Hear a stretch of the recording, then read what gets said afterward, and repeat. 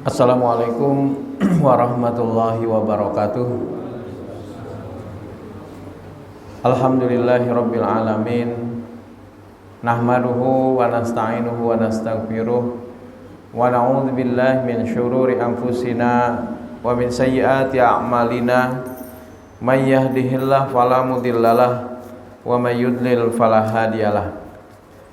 Asyhadu an la ilaha illallah wahdahu la syarikalah wa asyhadu anna Muhammadan abduhu wa rasuluh la nabiyya ba'dah.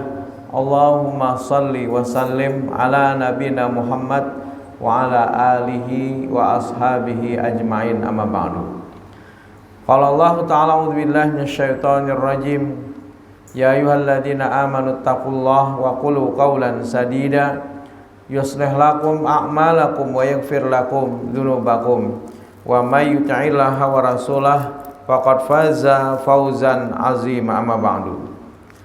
Bapak-bapak, ibu-ibu, hadirin wal hadirat jamaah salat maghrib rahimani wa rahimakumullah.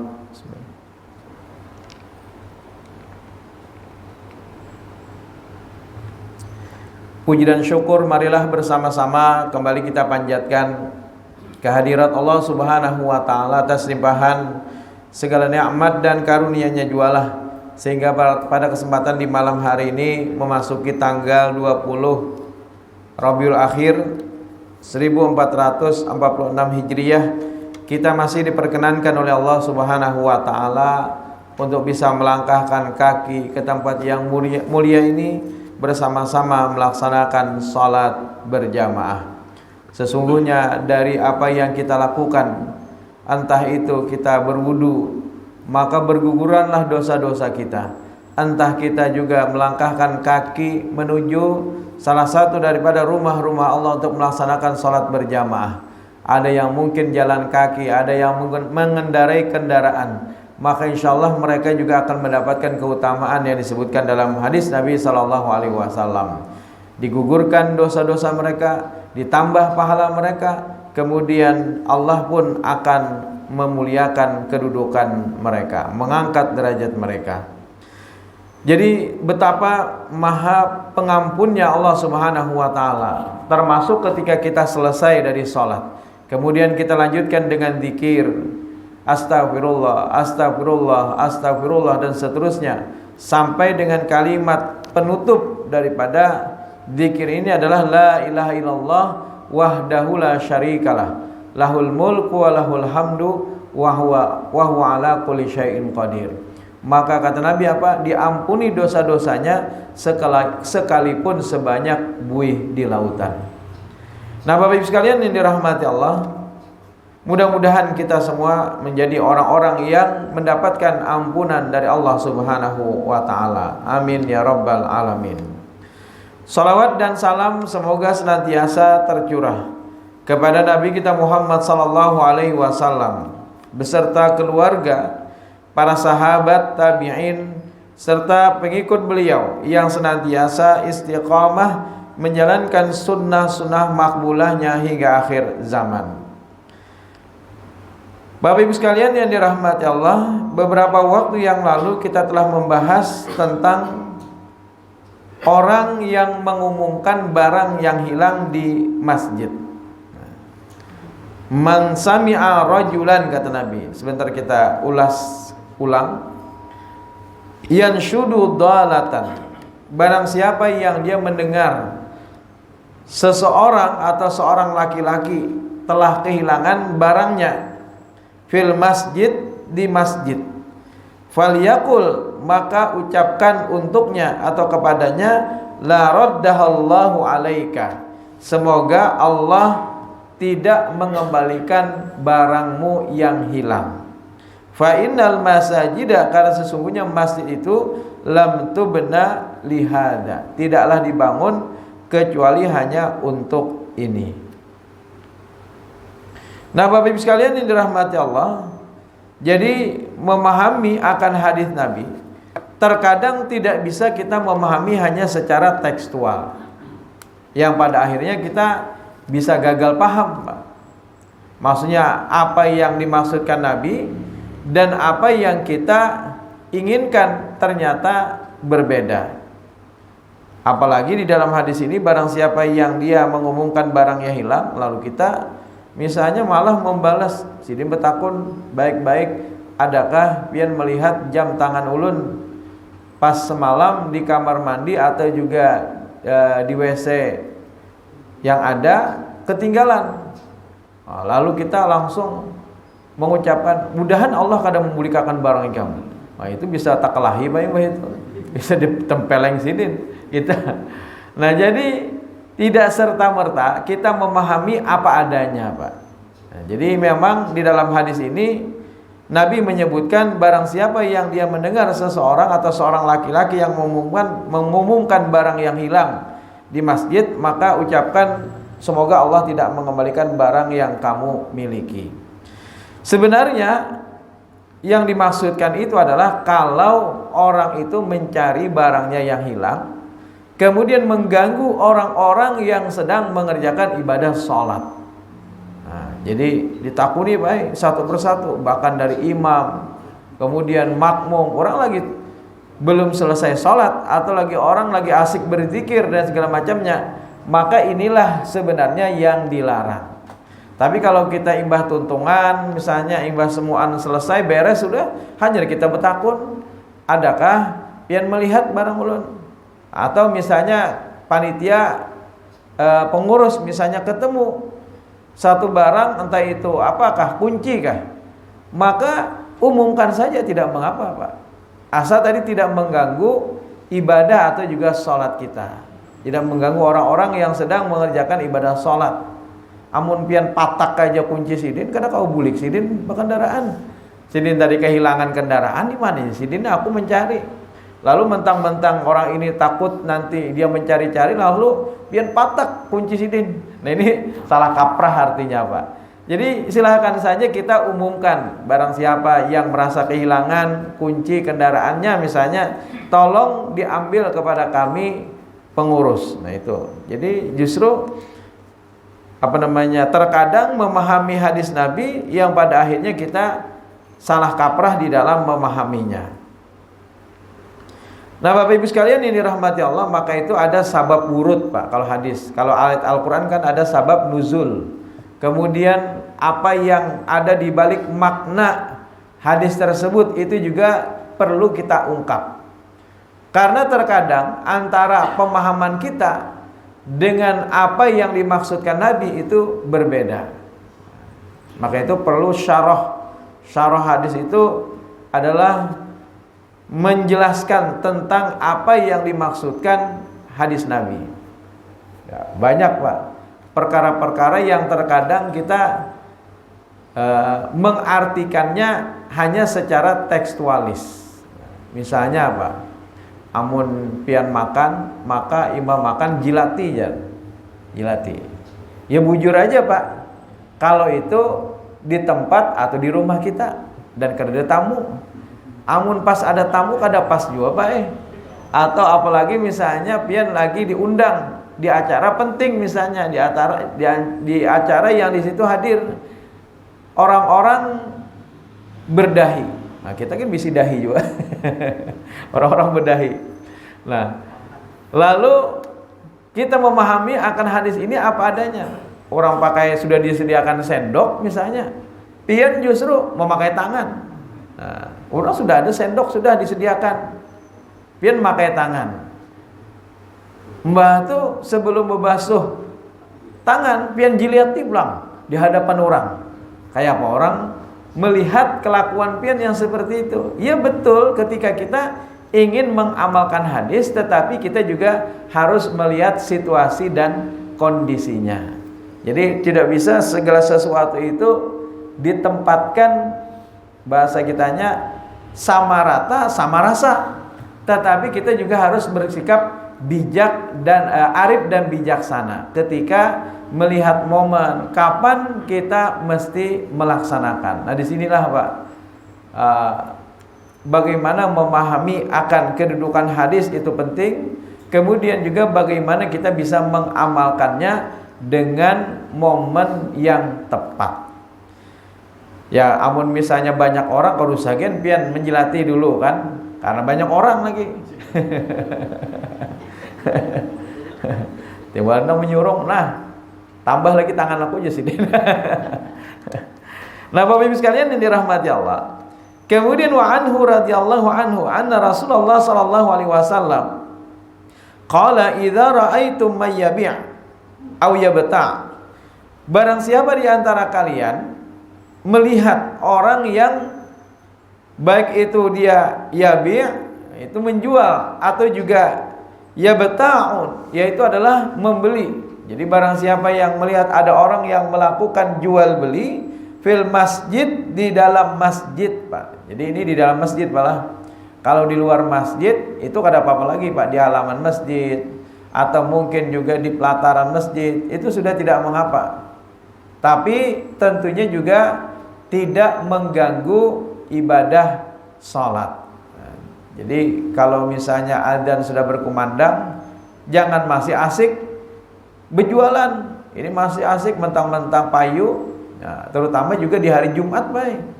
Di hari Jumat ini yang kadang-kadang membuat orang lengah. Orang sudah Allahu Akbar. Haji Sidin secucuk baranglah, lapar mana padi dah parut, daripada dalam masjid kena teguring ya Sidin mendengarkan cara khutbah, lalu akhirnya Sidin mencucuk sebiji pentol. Padahal azan sudah berkumandang, Pak. Nah, walaupun jual belinya sah, karena apa? Karena sepanjang rukun jual beli itu terpenuhi, apa saja, Pak? Pertama, ada penjual, ada pembeli, ada barang, ada harga, sudah terpenuhi semuanya. Ada ijab qabul, terpenuhi juga semuanya. Syarat-syarat dari masing-masing rukun ini juga terpenuhi. Berarti walaupun jual belinya itu terjadi ketika adzan berkumandang, sepanjang terpenuhi rukun dan syaratnya, itu sah. Tapi yang kurangnya apa, Pak? Keberkahan dalam jual beli itu dicabut oleh Allah. Apa yang kita makan dari pentol sebiji tadi, berkahnya hilang, Pak. Apa yang kita jual, jadi baik dia sebagai pembeli atau juga sebagai penjual, maka keberkahan dalam jual beli itu akan dicabut oleh Allah Subhanahu wa taala. Ini juga, Pak, begitu orang yang melakukan kongsi, kadang-kadang awal-awalnya baik-baik, tapi imbah itu masing-masing berkhianat. Ini. Jadi Allah ikut serta di dalam kerjasama yang dilakukan di antara dua orang atau lebih, sepanjang mereka keduanya amanah, jujur. Tetapi kalau seandainya salah satunya khianat, maka Allah berlepas dari perjanjian atau persekutuan tersebut. Jadi Allah akan ikut serta kalau kita jujur dalam perniagaan, penkongsian yang kita lakukan dengan kawan, Pak. Maka itu jangan berdusta ketika berkongsi, baik awal-awalnya baik, tapi mbah itu berjalan waktu akhirnya khianat salah satunya, akhirnya bangkrut, Pak. Tapi kalau seandainya dua-duanya tetap konsisten amanah, maka Allah menyertai mereka di dalam persyarikatan tersebut. Nah, Bapak Ibu sekalian yang dirahmati Allah, jadi keberkahan yang ada di dalam jual beli yang dilakukan ketika azan berkumandang itu sudah dicabut oleh Allah, Pak. Maka itu pian lihat di Masjidil Haram, sekitaran Masjidil Haram itu atau Masjid Nabawi, ketika azan berkumandang, belum lagi azan, baik 5 menit lagi sebelum azan mereka sudah tutup. Kadang-kadang kita sudah hendak menukar aja sudah deal, sudah itu bisa kada jadi, baik, karena ini segera menutup lapaknya atau juga jualannya. Di sana mereka hanya menutup dengan kain aja, baik, tinggal akan lagi. Ya di sini kita ya perlu juga ditutup toko pian bujur-bujur, jangan diandak kain aja. Amun diandak kain, datang-datang bisa habis dagangan pian semua. Nah, jadi penting bagi kita bagaimana dalam melakukan jual beli sebenarnya dipersilahkan bagi kita, karena sesungguhnya wa ahallallahul bai'a wa harrama riba. Allah menghalalkan jual beli dan mengharamkan riba. Yang dilarang itu adalah kalau jual belinya di dalam masjid dan mengganggu ibadah kita kepada Allah. Tapi kalau sudah di area masjid sepanjang tidak mengganggu ibadah, maka hukumnya diperbolehkan. Bahkan Masjid Jogokarian itu kan lapak UMKM itu ada disediakan di belakang masjid, baik. Tiap pagi mereka buka Dari semenjak subuh, setelah habis sholat subuh orang juga datang untuk membeli, Pak. Nah, jadi betapa berkahnya, perlu dibangun yang namanya ekonomi jamaah. Jadi kalau bisa misalnya pihak masjid memberikan fasilitas berupa tempat bagi mereka yang ingin jualan setelah sholat, karena perlu juga membangun ekonomi jamaah. Nah, Bapak Ibu sekalian yang dirahmati Allah, jadi di dalam jual beli yang dilakukan sepanjang tidak mengganggu waktu-waktu sholat, maka hukumnya diperbolehkan. Bahkan Masjid Nabi Madinah itu pintunya bersebelahan dengan pasar Madinah, Pak. Jadi ini pasar, ketika buka pintu di zaman Nabi itu bersebelahan langsung dengan pasar. Berarti diperbolehkan kalau masih di area luar. Tapi kalau sudah masuk ke dalam, maka tentu ini dilarang. Jadi dilarang di dalam masjid.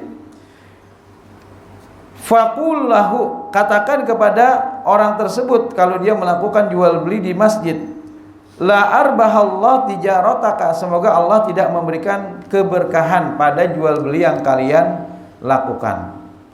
Kemudian wa an Hakim bin Hizam qala Rasulullah sallallahu alaihi wasallam, la tuqamul hudud fil masajid, jangan kalian menetapkan hukum hudud di dalam masjid. Had, potong tangan dan segala macamnya, itu tidak boleh dilakukan di dalam masjid, kalau hendak di luar.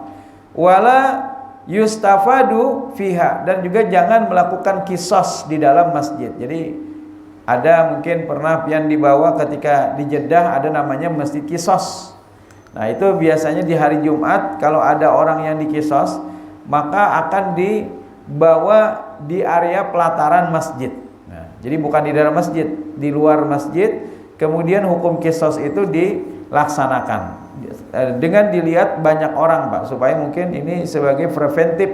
Ketika orang ingin melakukan kejahatan yang serupa, orang berpikir dua kali daripada cuma penjara pada akhirnya orang paling 5 tahun, itu pun bisa banding. Akhirnya orang tidak berpikir dua kali lagi. Kalau kisos itu kan, kalau dia membunuh maka harus dibunuh. Kalau dia memotong kuping, maka kupingnya juga harus dipotong. Jadi kalau dia membunuh seseorang, maka dia harus dibunuh, kecuali dia mendapatkan kemaafan dari ahli waris. Jadi kalau dimaafkan, nah, tidak berhenti sampai di sana, Pak, tetapi mereka harus membayar yang namanya pembayaran sebagai bagian daripada permaafan tersebut.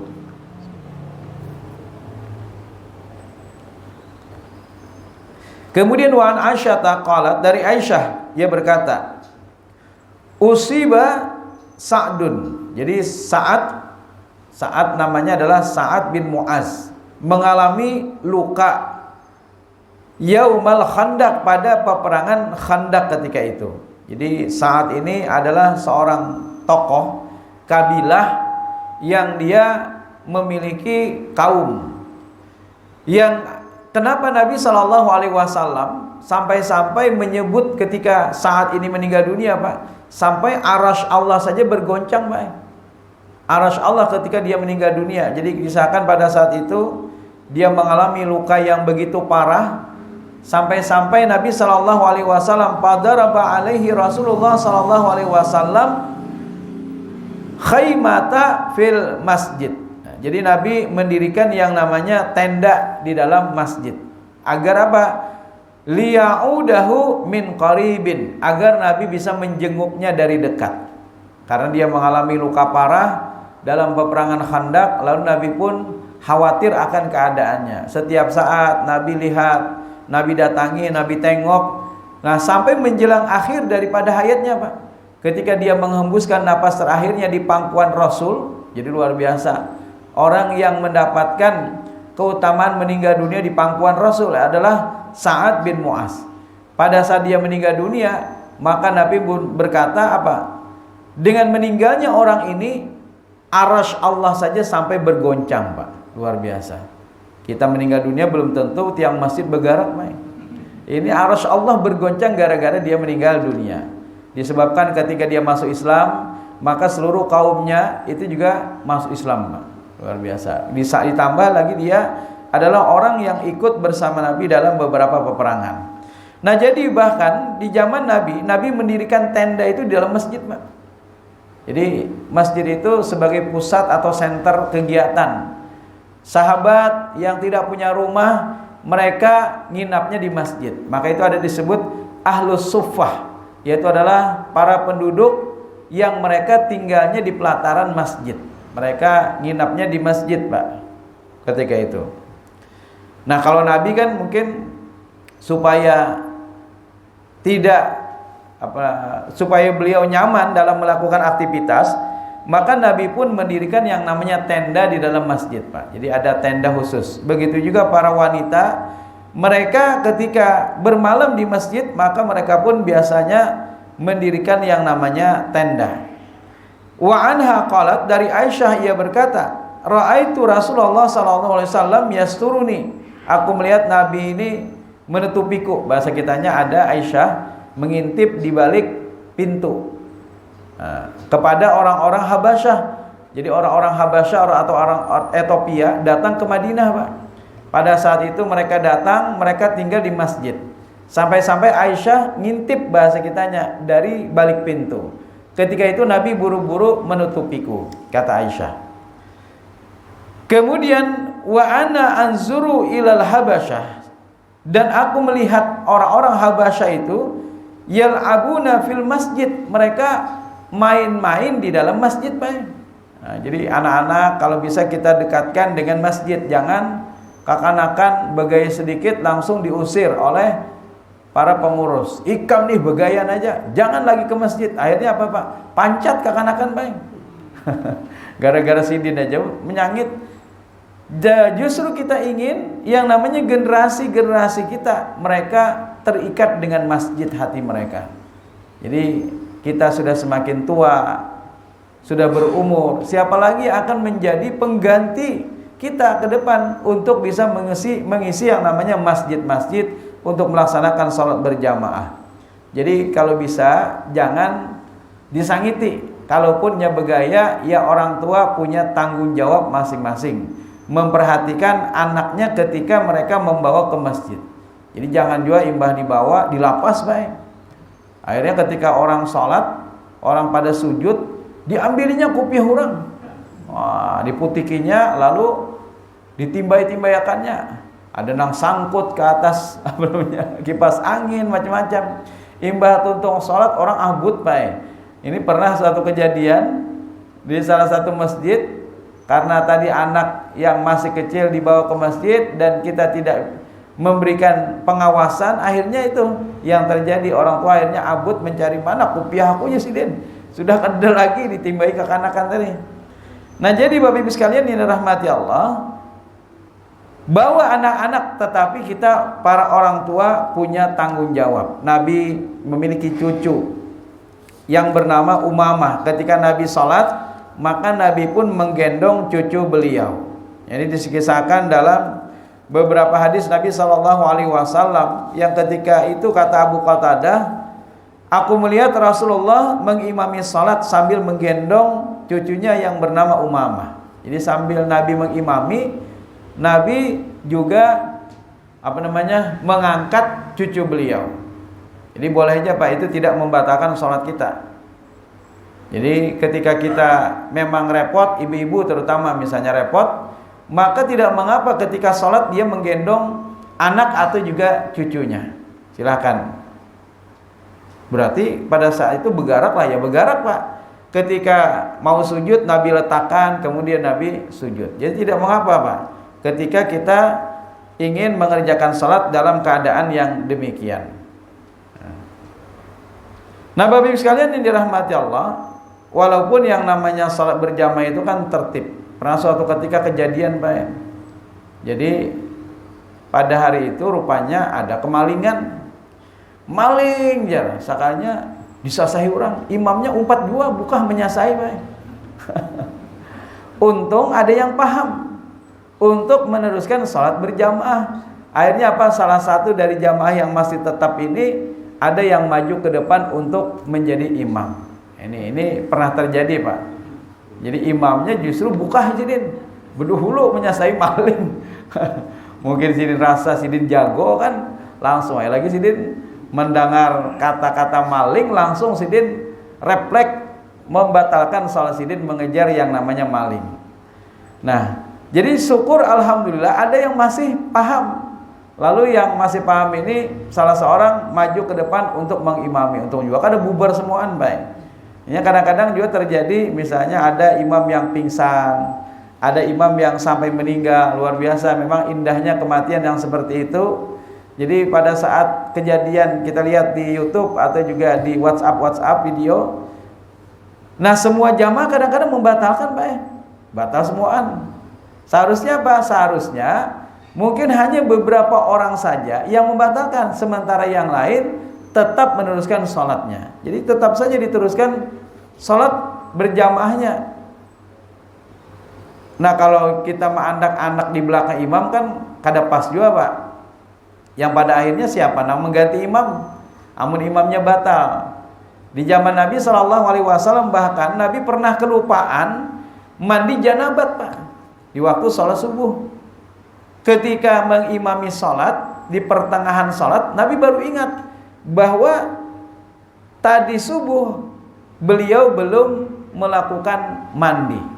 Nah, langsung ketika itu Nabi memberikan aba-aba kepada para sahabat untuk menunggu. Kemudian Nabi pulang ke rumah untuk mandi, Pak. Bahkan dikisahkan ketika itu oleh salah seorang sahabat, ketika Nabi kembali ke dalam masjid sampai terlihat tetesan-tetesan dari air di rambut Nabi. Jadi masih menetes bahasanya dari rambut Nabi, air bekas beliau mandi. Dan beliau kembali lagi mengimami sholatnya. Nah, amun kita ya lihat juga situasi dan kondisi. Amun imamnya rumahnya jauh, itu jangan ditinggalkan makmum. Timbul makmum sejam menunggui. Rumah Nabi kan bersebelahan aja, Pak, antara masjid dengan yang namanya rumah Nabi, bersebelahan. Jadi Nabi mandi kemudian bulik lagi. Nah jadi Bapak Ibu sekalian yang dirahmati Allah, kalau memang demikian maka ya salah satu di antara jamaah ada yang maju ke depan. Entah itu ditarik oleh imam. Jadi imam itu kedudukannya dia bisa minta gantikan kepada makmum yang ada di belakangnya. Dia tarik salah satu makmum untuk menggantikan imam. Kalau seandainya imamnya langsung meninggal, ya karena kau berjanjian, langsung rubuh Sidin. Bingung jamaah, kayak apa ini mana rusakan? Akhirnya batal. Seharusnya apa?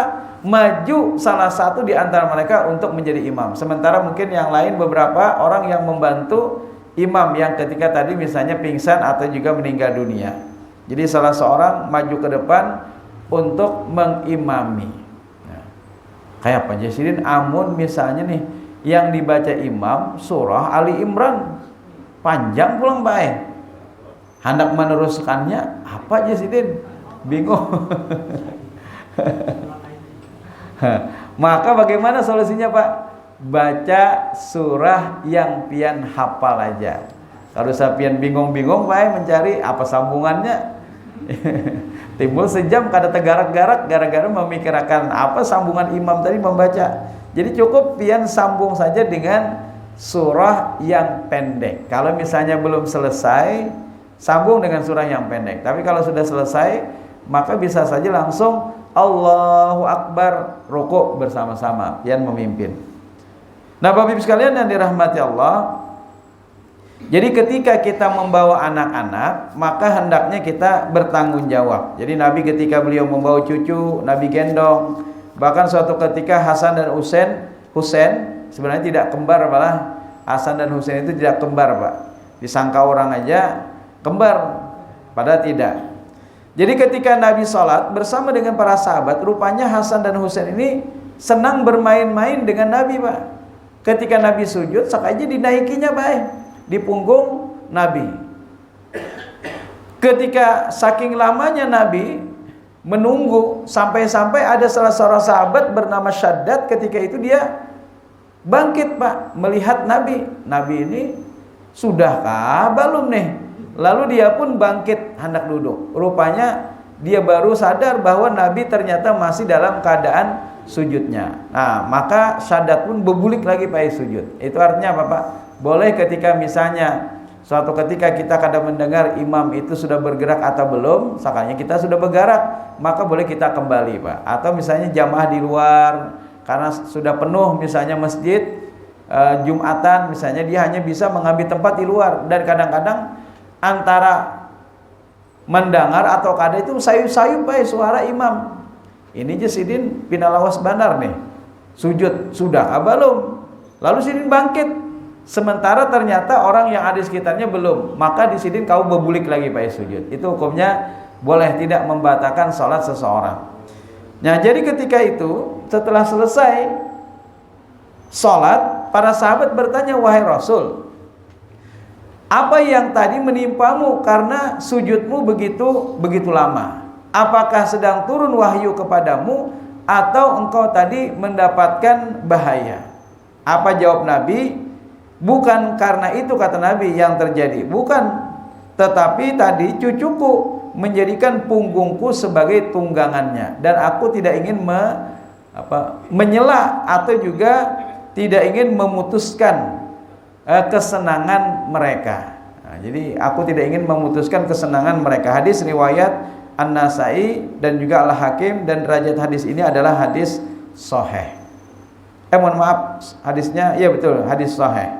Nah, Bapak sekalian dirahmati Allah, jadi bisa saja ketika kita sholat, maka tanggung jawab, Pak. Jangan sampai dibiarkan begitu saja anak-anak. Kita ingin mendidik anak juga agar mereka terbiasa ke masjid, ya silakan kita bawa, tetapi kita juga punya tanggung jawab.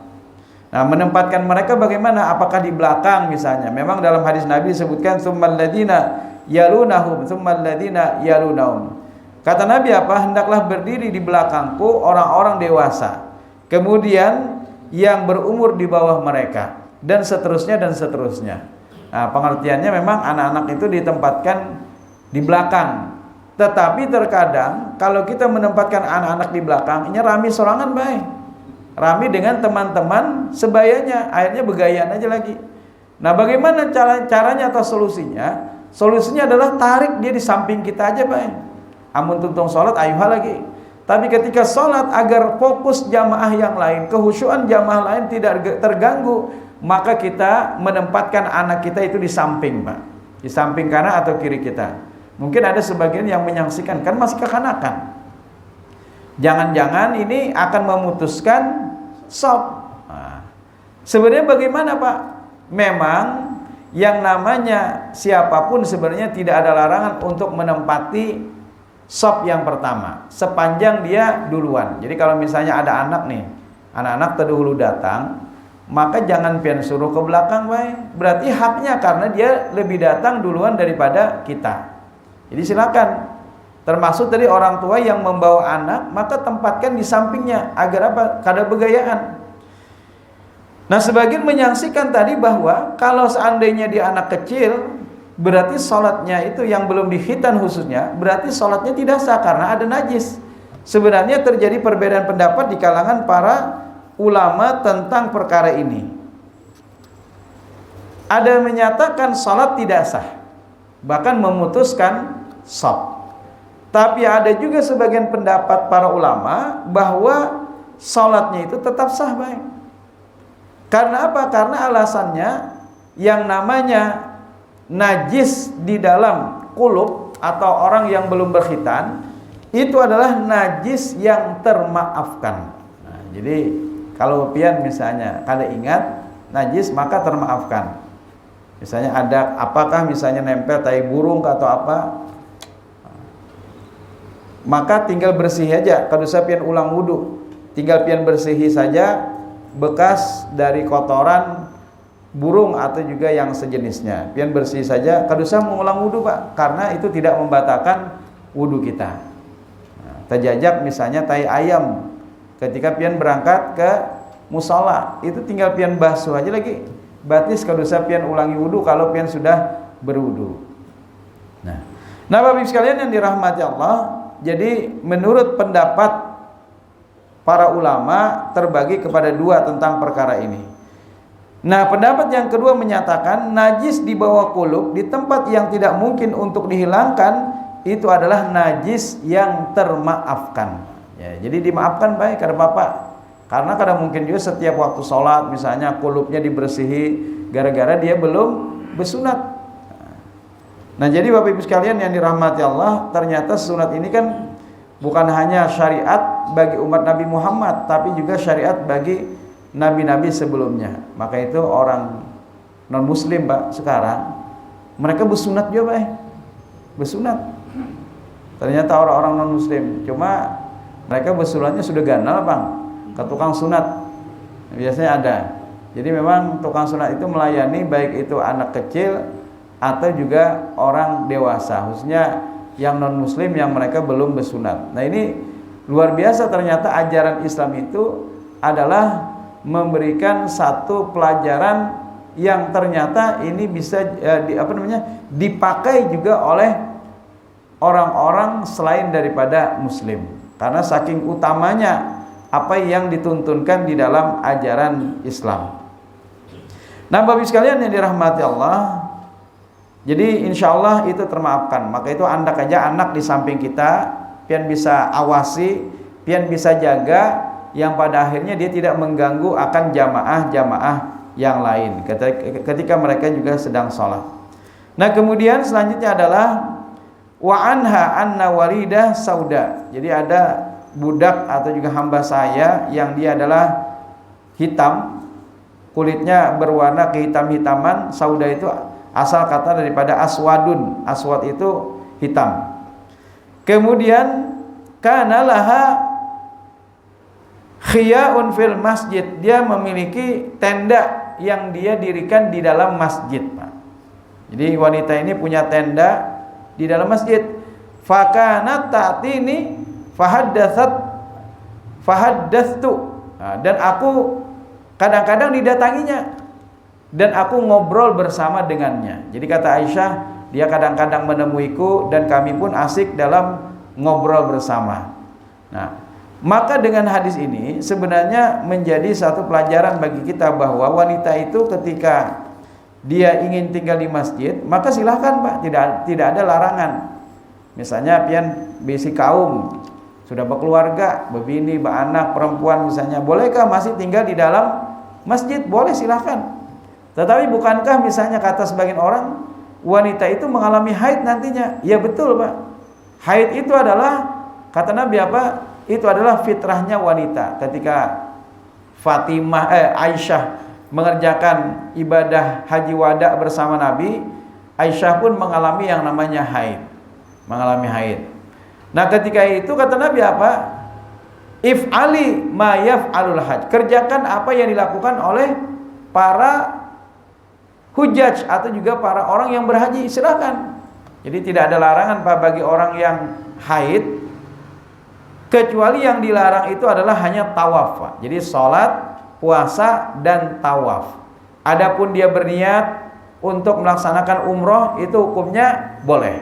Misalnya ketika dia di mikot, dia mengucapkan labbaik Allahumma umratan, itu boleh sekalipun dalam keadaan haid. Kemudian setelah itu kan dia bersiap-siap untuk tawaf. Karena dia haid, maka tidak bisa Pak, tidak boleh wanita dalam keadaan haid untuk melakukan tawaf. Nah, tetapi dia boleh mendahulukan sa'i Pak.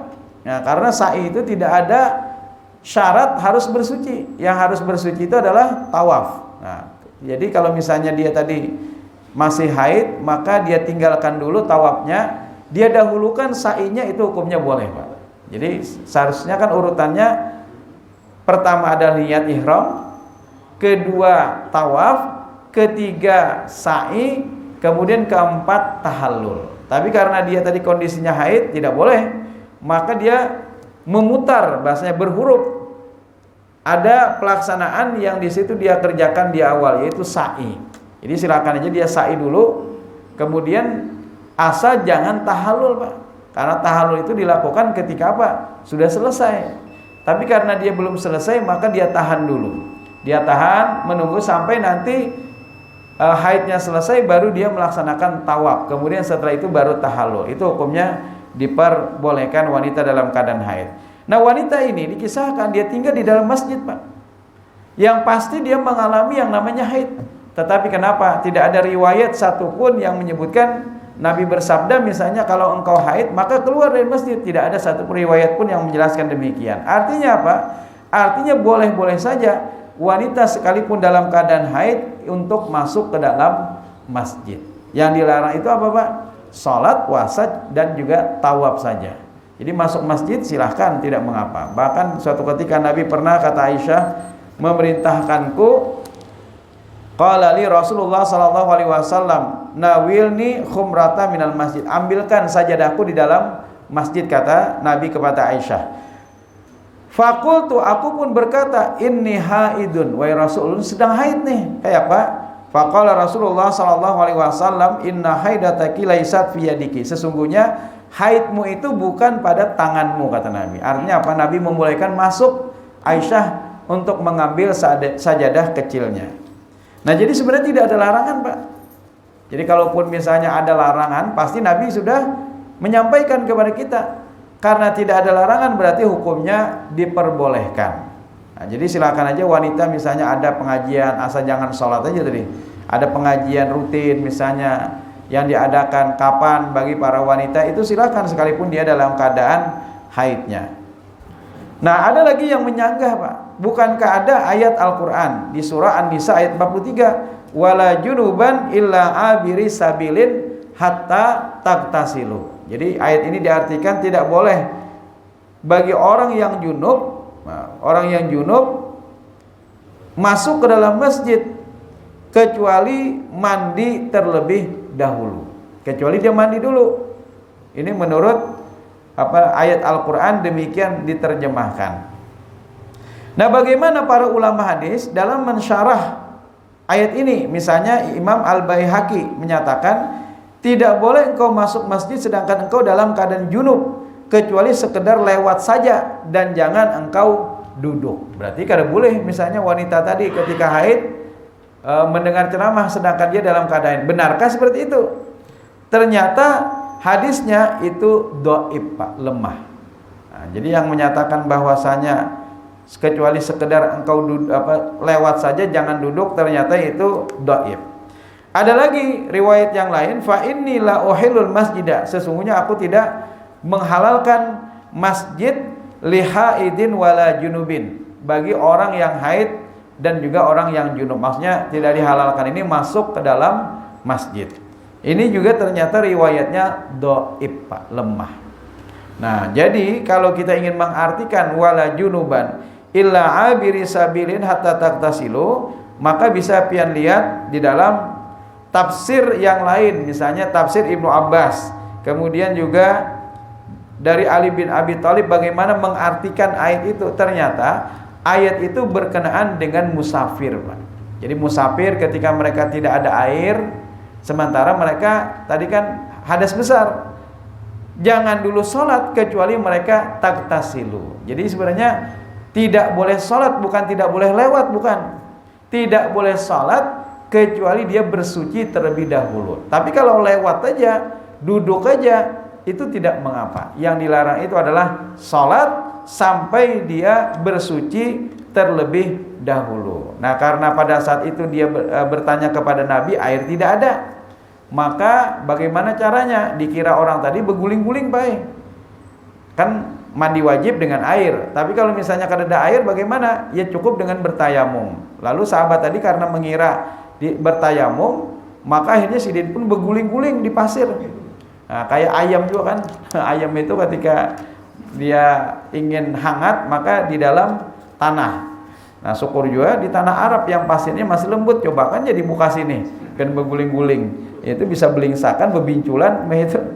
Nah, jadi ketika orang tadi sampai ke Madinah, lalu dia menceritakan kepada Nabi. Apa kata Nabi? Innama yakfika hakada. Cukup bagimu seperti ini, kata Nabi. Lalu Nabi menepukkan kedua tangan di atas tanah.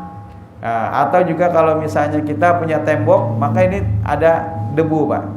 Setelah itu Nabi tiup, kemudian Nabi usapkan ke muka dan juga sekaligus langsung ke tangan, Pak. Jadi bukan dua kali. Kalau dulu kan kita diajari sekali dulu untuk muka, karena sekali lagi Bahkan untuk tangan ini seperti ini bahari itu. Nah, aja.